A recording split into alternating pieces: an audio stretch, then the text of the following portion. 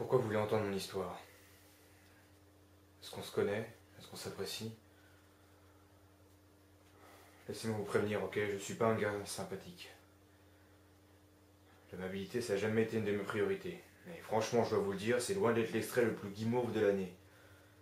Alors si vous êtes un de ces idiots qui veut monter au 7e ciel, courez vite vous faire masser les pieds.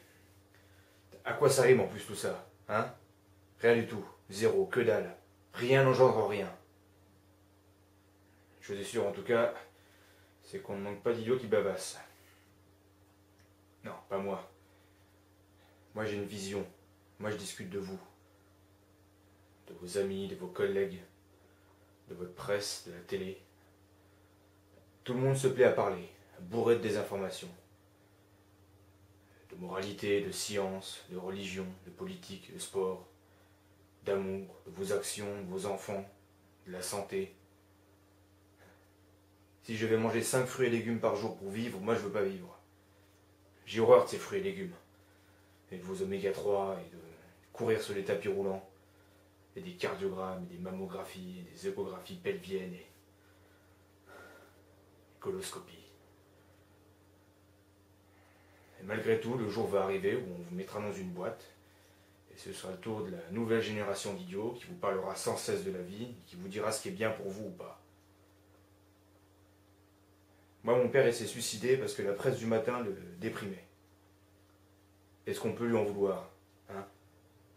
Avec les horreurs, la corruption, l'ignorance, la pauvreté, le génocide, le sida, le réchauffement de la planète, le terrorisme, les valeurs familiales à la con et tous ces fous de la gâchette.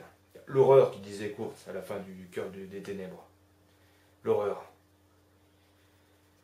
Bénard de Kurt, il n'avait pas gîté au fond de la jungle. Là, il aurait vu l'horreur. Mais bon, hein, qu'est-ce qu'on peut faire? Vous lisez qu'il y a eu un massacre au Darfour ou qu'un bus scolaire a explosé.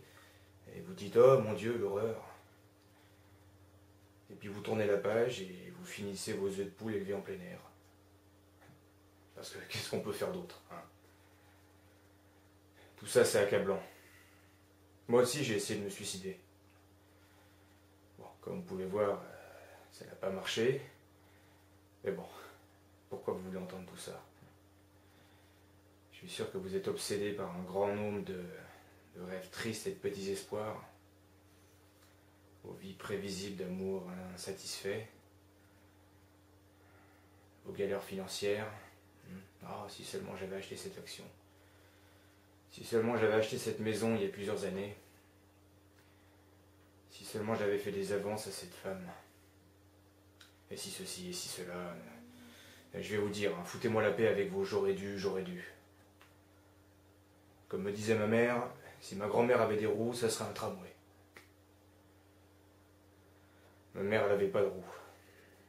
Ce qu'elle avait, c'était des varices. N'empêche que cette femme a donné naissance à un esprit brillant. On avait envisagé de me donner un prix Nobel en physique, à mon âge. Eh bien, je ne l'ai pas eu. Mais bon, tout ça, ça reste politique, hein, comme tous ces autres prix bidons d'ailleurs. Bon, ça dit, n'allez pas croire que je suis devenu aigri à cause d'un échec personnel. Selon les standards d'une civilisation barbare et dénuée d'esprit, je crois penser que je me suis pas mal débrouillé.